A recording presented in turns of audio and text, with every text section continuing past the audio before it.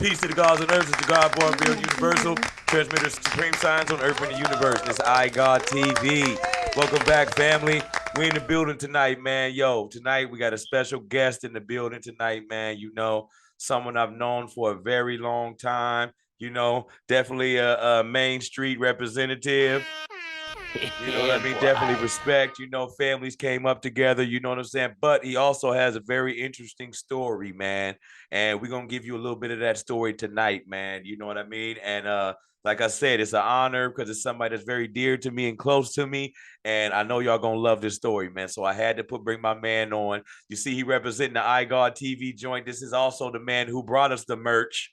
Okay, we got to give him the shout out. You know what I mean? Brought the merch to the table. You know, and without further ado, let me introduce my brother, my guy, Young Twist, aka Delshawn Dansler, man. Welcome in the building, brother. What's up with you? What's good? What's good with You know, same old man. You know, trying to stay positive, trying to keep putting this positive energy out onto the internet. You know what I mean?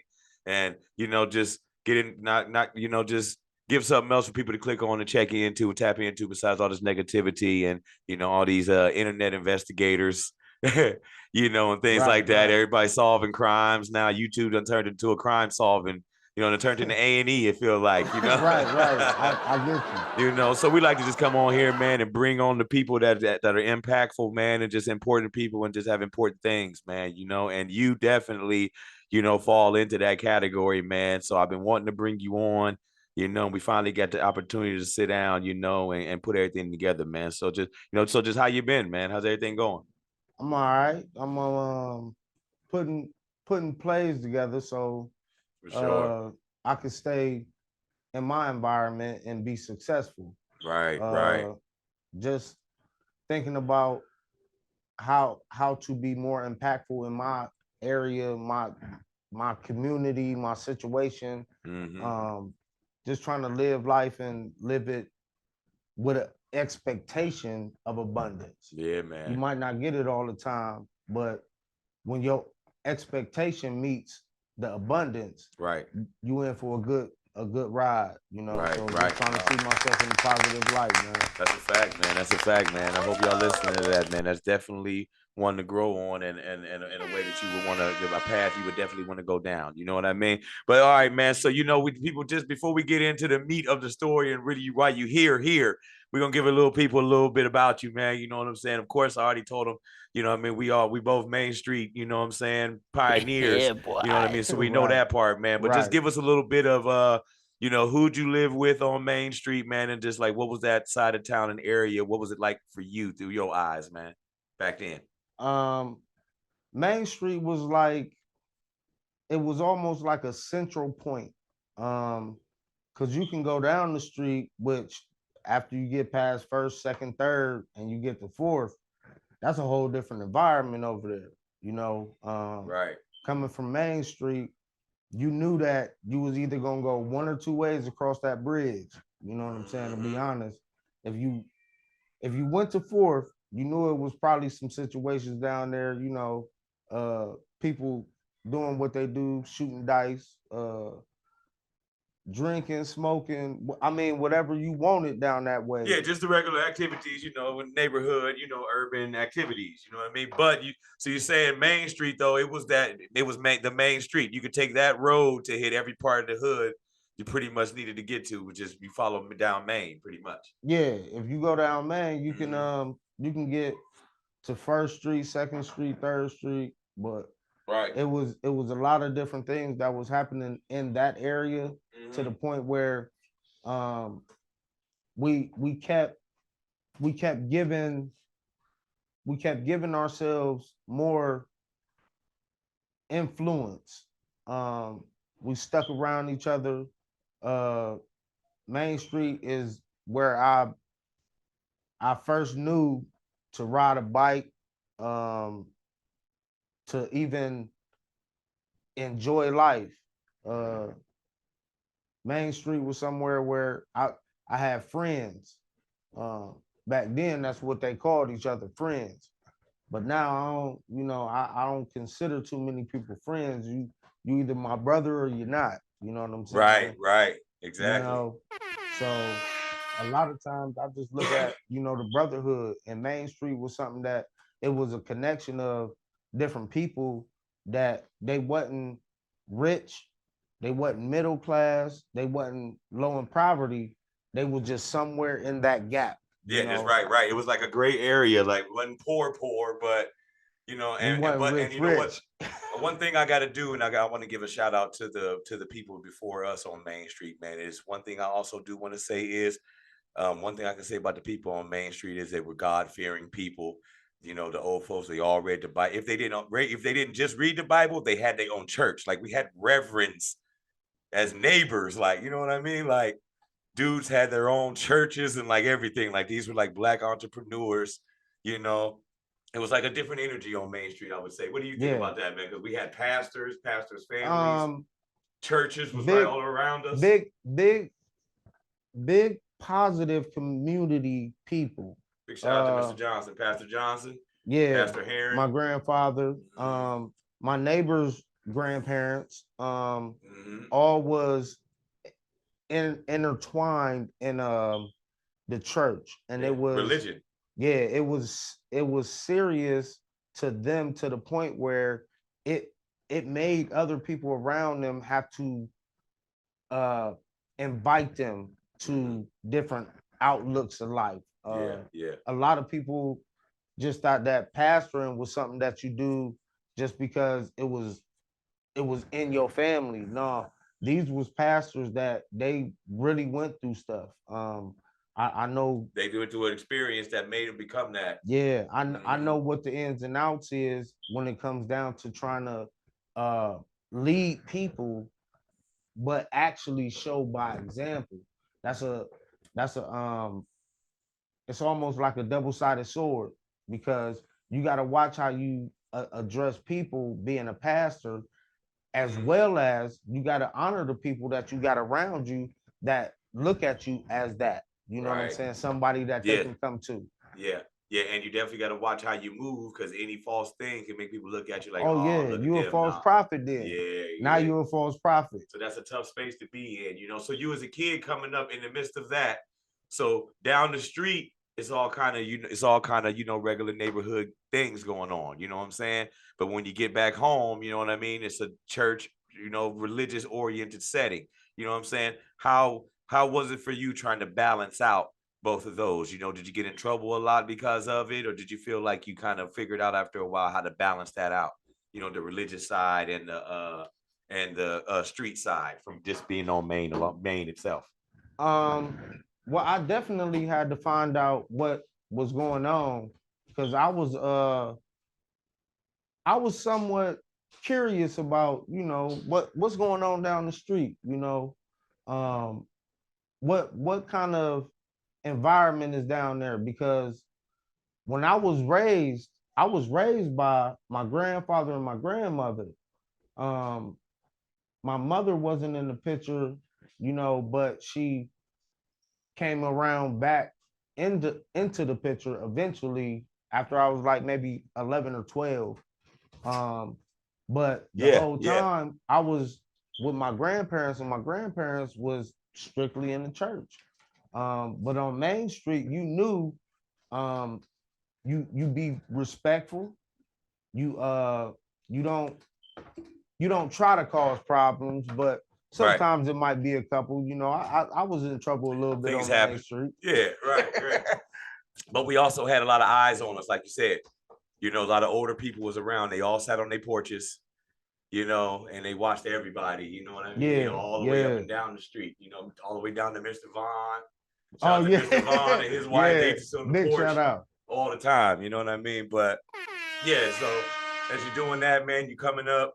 What was as far as you say, the church is the reason what got you into not just listening to music, because we always listen to music and rap and stuff, but as far as being a musician, what do you feel like the church did for you? You know what I mean, to impact you as far as being a musician? Well, from the time I knew anything about music, I was beating on pots and pans in my grandma's kitchen. Finding whatever I could use as buckets, pans, pots, whatever. whatever I could find, I'm using them. And eventually what happened was is one of my cousins that looked at it and found interest in it was like, I'm gonna buy him a drum set. Mm-hmm. So I get a drum set at like maybe the age of 3. Mm. From that point, it was it was on and popping. I learned how to enjoy the rhythm of music, learn how to perform it, which was another area that was it wasn't different from just doing it. It was the same, but you had to have some kind of feeling of how to play this music. Right. And Yeah. shout out to all drummers, guitar players, saxophone players, keyboard players. Every instrument is a different, It's a real thing. yeah, Yeah. So it's you a got to really different know what you're feel doing. for the music. You know what I'm Right. saying? Bring something So extra to the music. Yeah, that's a fact. That's a fact. So one thing I want to ask you, man, I want to keep moving along, but want to stay here just a little bit, man. At what point did you feel like, or did they come to you and say, hey, look, you're good enough to play at the church? You know, because church and music and singing, you know, that's all part of the whole vibe. right. So at what point did you become good enough to be like the literal church drummer? You know, because he, besides the pastor, the drummer setting the tone. Right. You know, It didn't take too long. I want to say I started playing for my grandfather, and I was probably about 7, 8 years old. And me and my experience at that time was good, but the person that was playing the organ was not capable to keep up with me. Once my mom came home up to your cadences. right. Yeah. Once my mom came home though from being locked up, me and her linked up, and it was music to the ears. You know, there was so your mom locked right back in. You know, yeah, we gonna just touch on mom a little bit. You know, but definitely power to her, a powerful woman in this town, man. You know, they hope to touch a lot of people. We're gonna touch that in a minute. But so when mom came home, y'all just it locked right in, and right. So it was up from there. right, we playing for my grandfather, you know, because he a pastor, uh, and from that point, it kind of it swayed a little bit because my mom was more or less trying to go to a different church. Um, but after about, I want to say about three years of playing with my grandfather, Yeah. I understood how the music was something that it gives you a feel of uh I want to say a feel of empowerment. Yes. The music it energizes you, gives right. you that. It can give you a part of empowerment on how you feel about your day, the people you're around.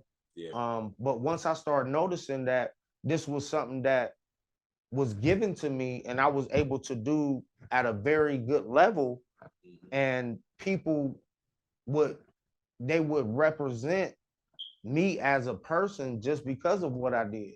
Like that dude, he could play, you know, all the compliments and accolades I got from it, it let me know how special it was to other people. So for me to be a musician, it feels good because a lot of people might not be gifted with that. Some people might be good at math, some people good at science, but when you get a person that's good at music, it touched the soul differently. Right. It hits you, in a different way. No, that's a good point. That's a good point. You know what? And I want to ask you, man, because I do a lot of you know, podcasts on history, you know, on certain religious things and just things like that, man. But speaking of the music, and just from somebody being literally inside the church, you know, inside, witness the combination of that music along with that word. You know what I mean? Do you feel what, you know, kind of give us a description of that energy, like, you know what I mean? Because a lot of people say what they want to about going to church, and they say, you know what I mean? Right, People right. who that most of this are people who never really been much, or you know, or maybe when they was a kid or whatever. But people say what they say about it. Give us your, you know, behind the scenes. I'm playing the drums. I'm cadencing the choir. They're singing. You know,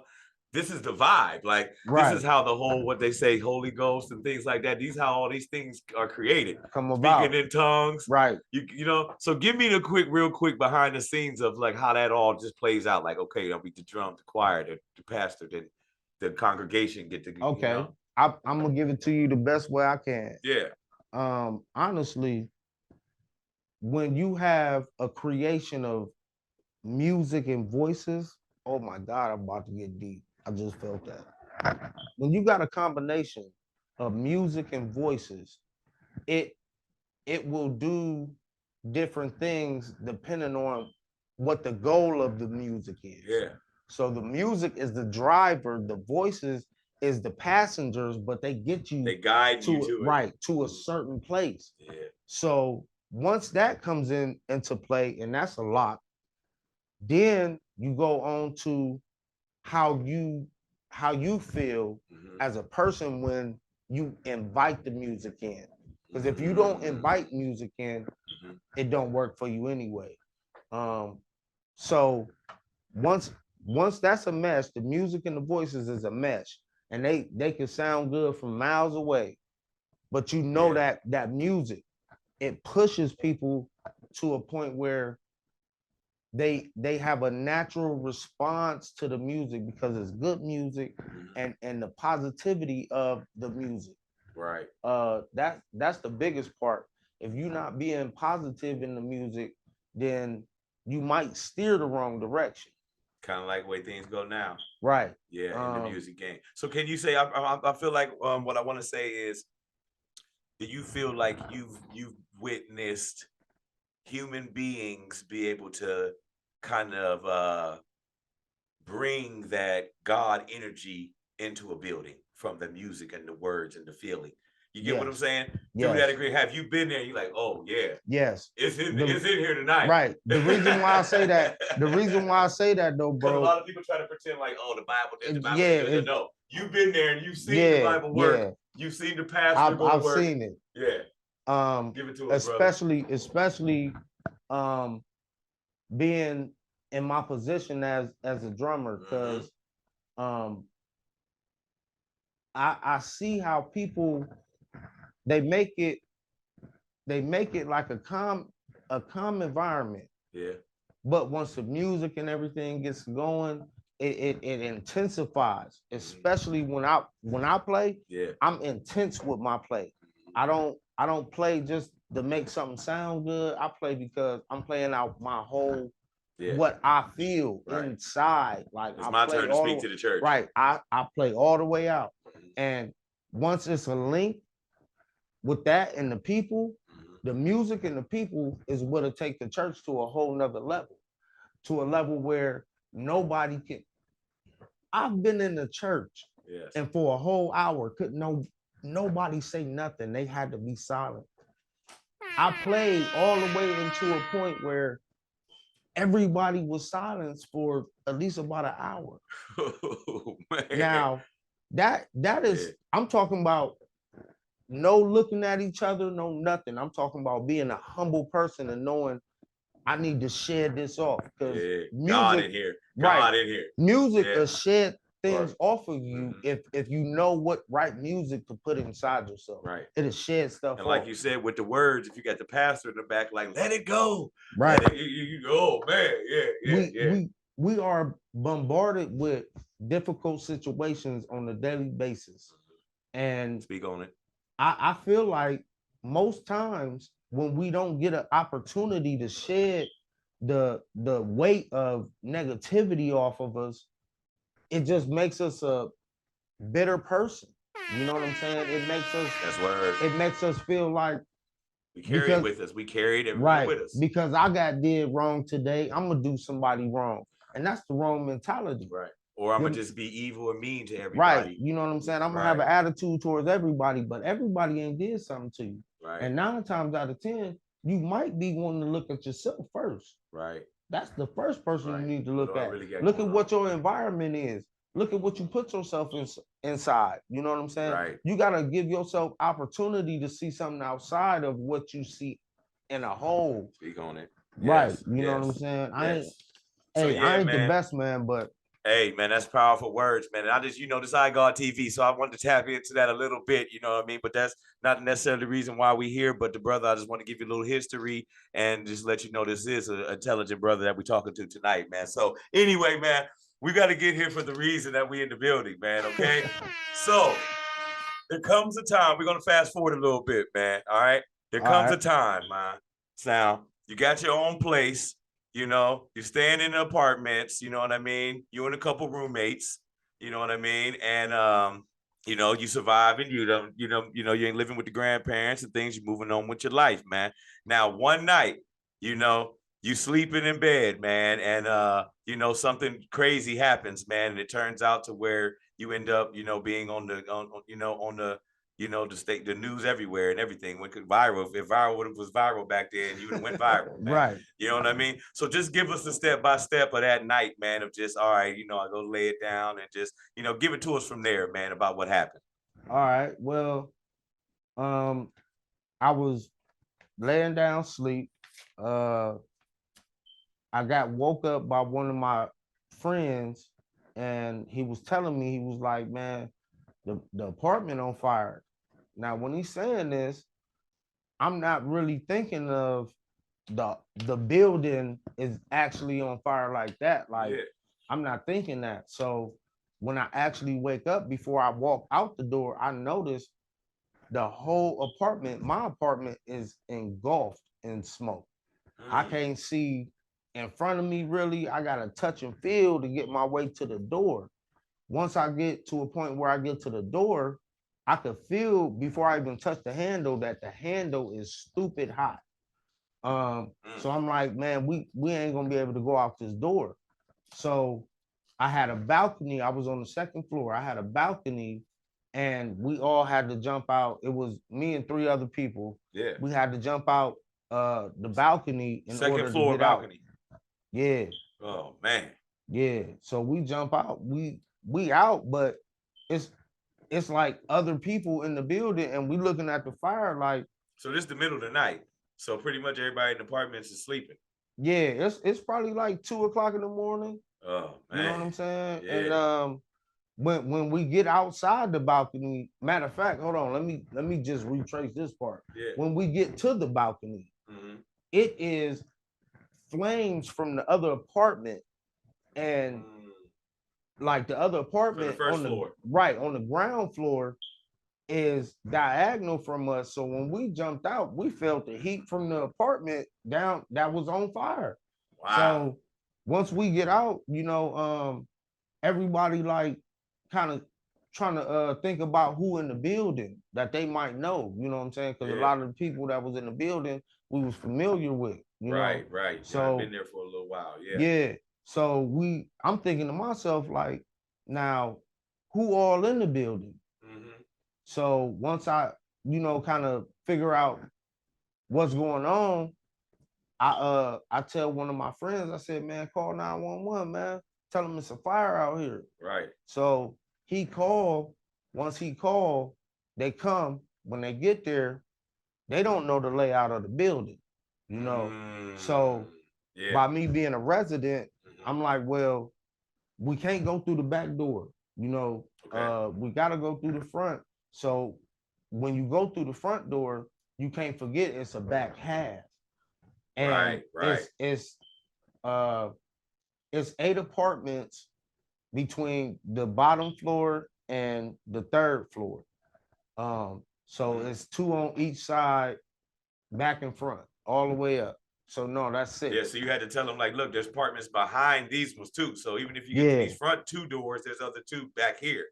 Yeah, right. So they because the apartment building is smoked out by this point. It's no way of seeing in the apartment building. Like, all the smoke is thick.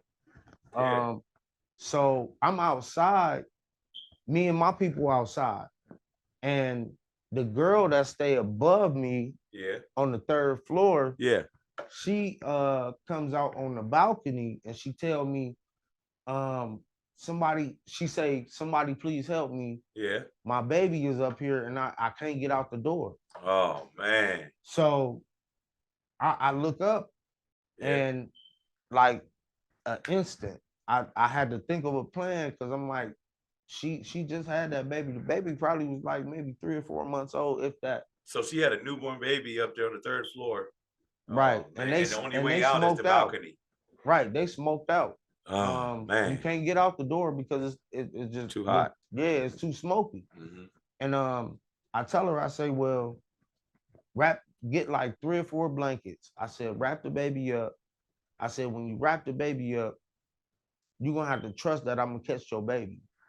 She was like, oh, please, please, please, please, please don't drop my baby. Wow, man. Hold on, man. Let me just commend you first of all, man, for even being able to think that quick on your toes, man, in a situation like that, or even having the heart to even want to help somebody, because a lot of people would just want to get their people out of there and just keep it pushing, you know, whatever happens, happens to anybody, you know. True. But what's like, you know, I know you're thinking fast, but like to even be able to think in that moment, like, hey, look, wrap the baby up a little bit first, you know what I mean? That way it's more of a catchable, you know what I mean, object, you know what I mean, instead of just like dropping a baby where the legs might be dangling, because we seen one online where the baby was just legs, it's like just tumbling in the air, you know. Wow. So it's kind of like smart move to say, hey, look, wrap it up a little, you know what I mean, and then like, so when you just looking up, man, looking up at this mom, you know, desperate with this baby, man, like, you know, just like, what's that feeling of just, you know, because like you said, she's like, please don't, you know, like where you at, where at that moment, man, what are you telling yourself, man? You got like, look, I'm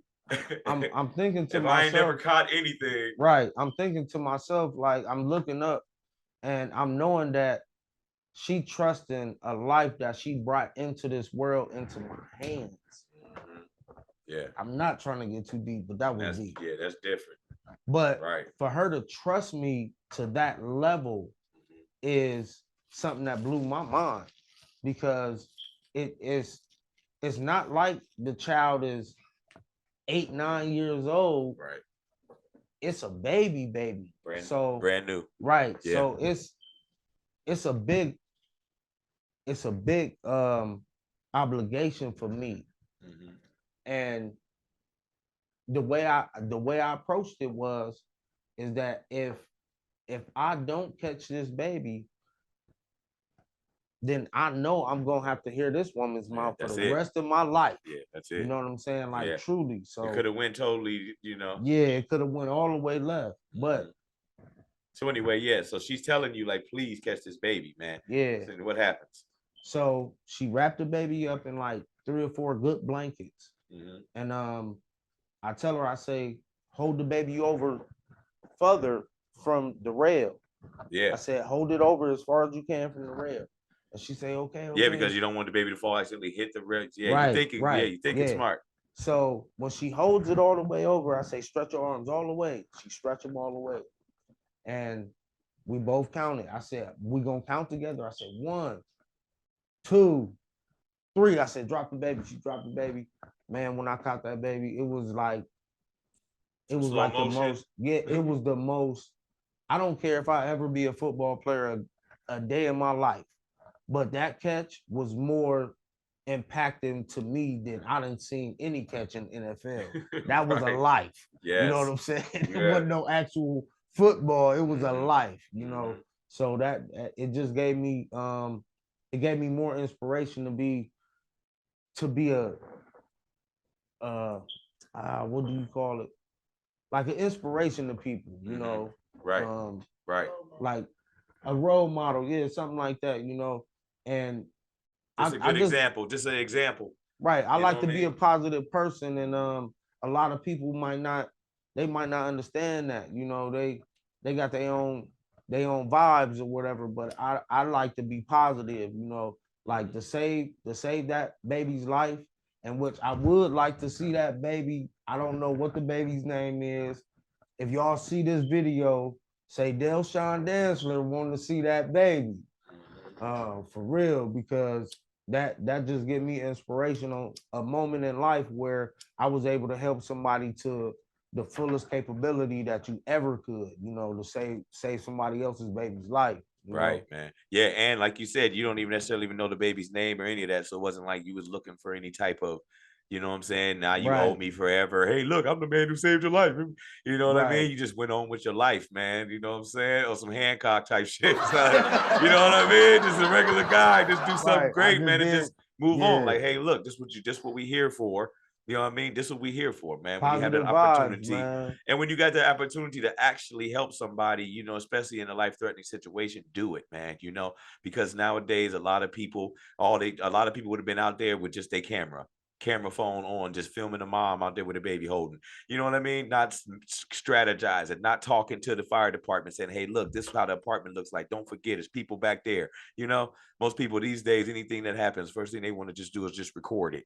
You know what I Yeah. mean? So we got to Yeah. commend you for that, man, and just having that mentality. And like you said, being an example of like, hey, look, if you can take action, man. You know, Yeah. it ain't Definitely. always about just watching it or hey, I'm staying out of it or just however it is, man. These people's lives, man. And if there's something that you can do about it, man, you definitely do it. You Hey, know? I big up to first responders too, because Yes. not to get into a whole nother story, but I Mhm. remember when I was shot twice in the chest, I almost lost my life.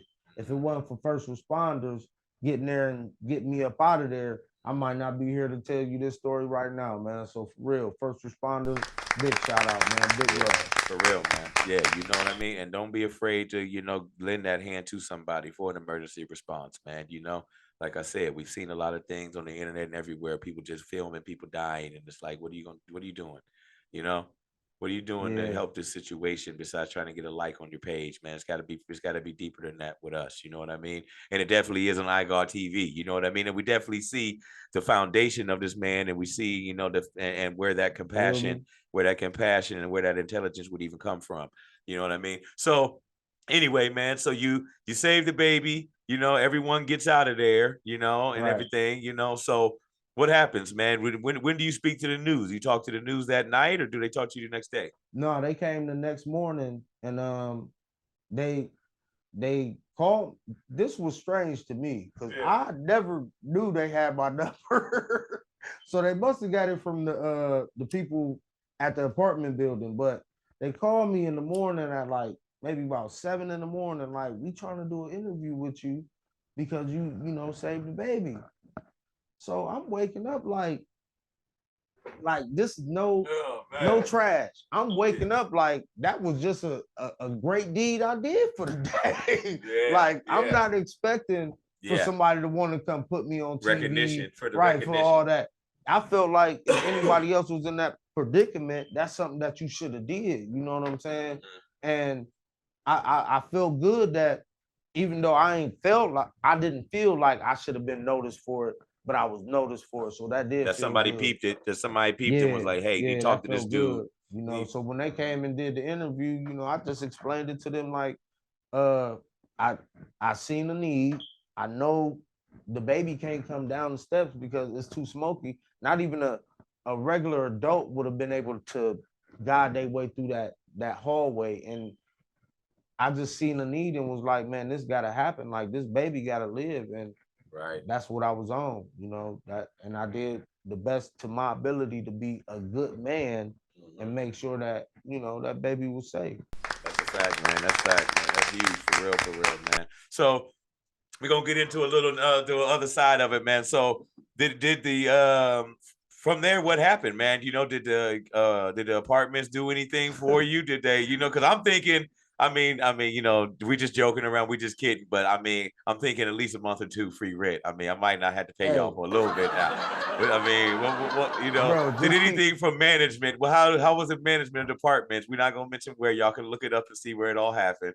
But so did anything, besides, that, did they do anything for you? Oh yeah, they showing up did. What happened, man? Give it to us. They hey giving you the exclusive right here. Yeah. First, First yeah. off, Uh-huh. Uh-huh. so about maybe a good week or so after this, um, You the hero of the they apartment. You the right, I'm hero the of the hero of the apartment. apartment complex. Right.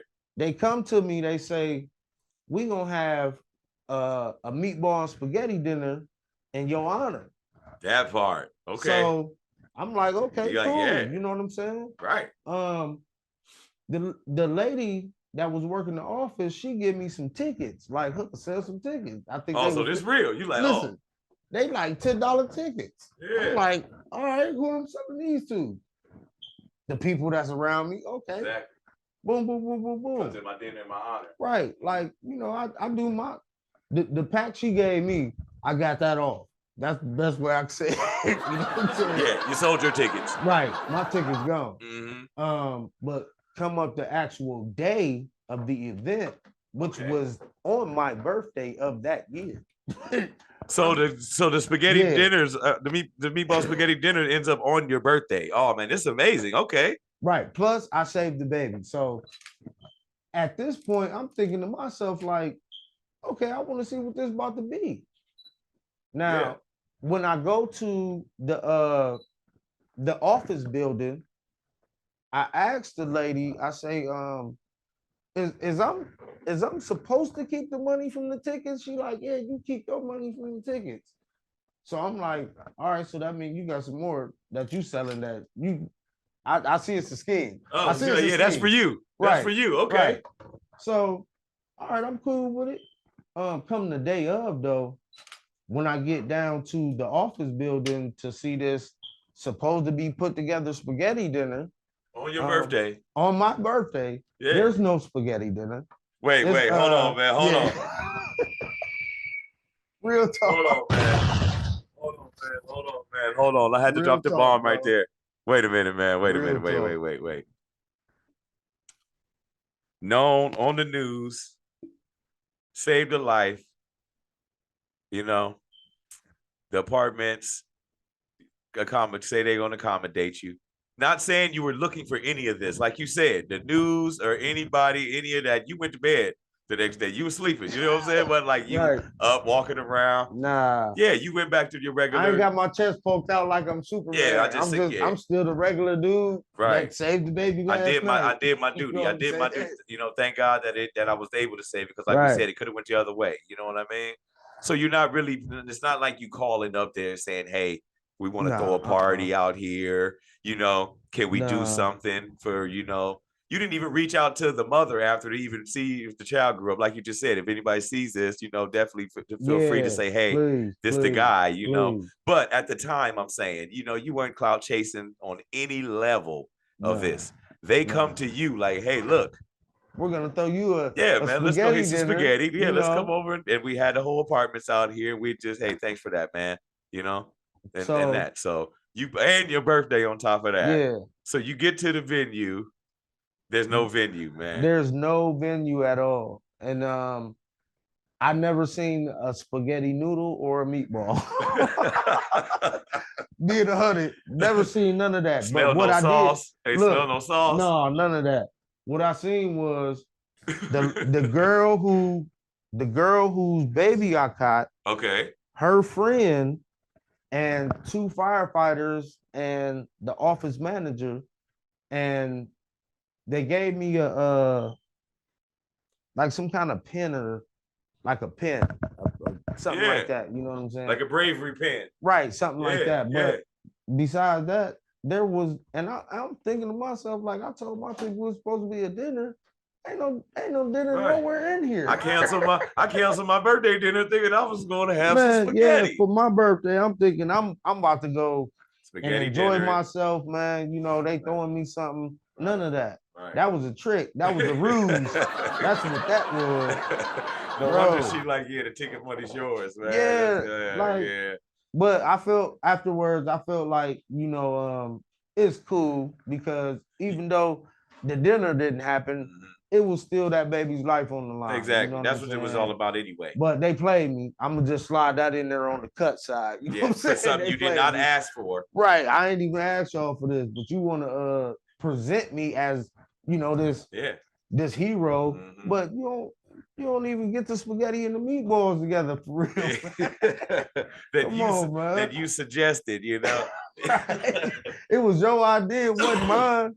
Right, man. But you put it together, but still, I appreciate the city of Warren for, just saying anything about me. Yeah, the fire department came back down. Yeah, as far as being a, good Samaritan. Yeah. So I appreciate that, but I have lived situations where you got to be able to call the right decision at the right time. You do. Making plans might not always work in a right now decision. You know what I'm saying? So I would just say to anybody, you know, if you see something that you know is gonna be dangerous, just try and take that second to think about it and be like, hey, I can keep myself away from this, or I can keep my people away from this if I just, you know, give them a heads up. I don't think a lot of people understand that, you know, we put ourselves in bad situations by not paying attention. Right. Paying attention is probably the biggest key. Open the third eye. I got TV. You know what I'm saying? Yeah. That's what we really trying to do.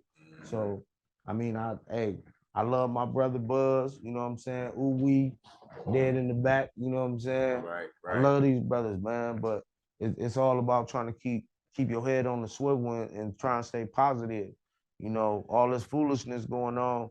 I mean, for real, it ain't about nothing. No, it ain't never made us no money. It ain't never made us no money. And that's what we all out here looking for, man. And the only way to do that is, like you said, positively come together and work with who you can work with. You can't work with everybody, but the people who on that same level as you or got some of the same visions, those are people you attach on to, man, and you go in and do what you got to do, man. And you know what? I just want to thank you once again, Twist, for being in the building, man. You know, that's definitely love, man. You my brother. We Main Streets originals for sure. But I just had to get your story out there, man. Just let people know that we do have real positive brothers out here with real positive stories. Everything ain't just about this story that, the dark stories and just the dark side of what goes on out here, man. You know, there's positive stories, there's positive people out here, and there's real genuine people out here that's really trying to make a difference and tap in with other real folks. And it ain't no conceitedness and no big headedness about it. You know what I mean? People really trying to link up, So definitely get with us, man, when you see this, iGod TV, you know what I'm saying? You see the merch, it's coming soon. If y'all want to tap into it, let us know. Hey. Give us your size. We make sure we get you one. We get you with the price and all that. Hit us up on igod1080@gmail.com or hit us down in the comments. Make sure you like and share. I want to thank Young Twist once again. Shout out to your man, Mr. Uwe from Heat Check Radio in the back. Cornfield Universal, transmitting supreme science on Earth and the universe. And this is iGod TV. Peace.